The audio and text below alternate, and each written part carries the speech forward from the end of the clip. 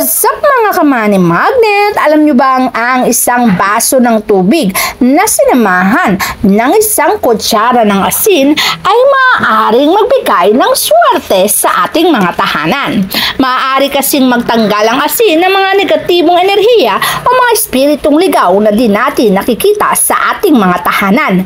At ang mga espiritong ligaw na yan ay maaaring magdala ng kamalasan o bigat ng pakiramdam. At kapag ito ang nararanasan mo sa iyong tahanan, ibig sabihin may kamalasang dala ang iyong tahanan na maaari nating tanggalin sa paglalagay lamang ng isang baso ng tubig na may isang kutsara ng asin.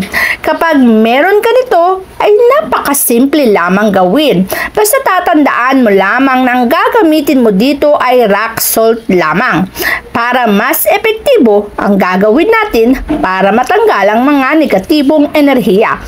At kapag meron na tayong isang baso ng tubig na may isang kutsara ng asin, ay maaari na natin itong ilagay sa mga lugar kung saan madalas sinatabuan ng mga negatibong enerhiya.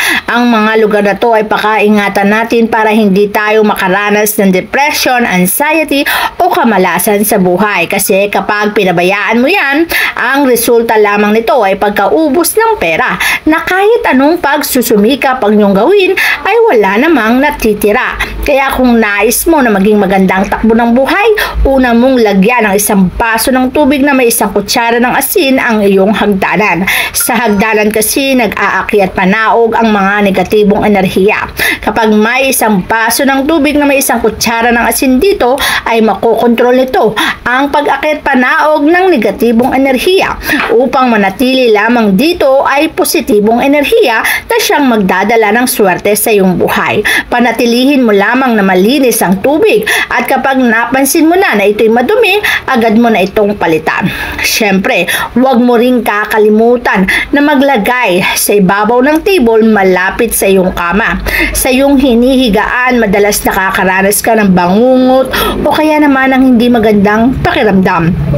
Kapag naglagay ka dito ng isang baso ng tubig na may isang kutsara ng asin, ay maaari nitong ayusin ang iyong gising na hindi mo nararamdaman ang bigat kasi habang natutulog ka ay tatanggalin nito ang mga negatibong enerhiya na nagbibigay ng kamalasan sa buhay mo. Kaya gigising kang malakas. Pati na rin sa gilid ng pintuan ay maglagay ka ng isang baso ng tubig na may isang kutsara ng asin upang sa gilid pagbukas pa lang ng pintuan ang daloy ng positibong enerhiya lamang ang papasok sa iyong tahanan at ang mga negatibong enerhiya ay masisipsip ng isang basong tubig na may asin.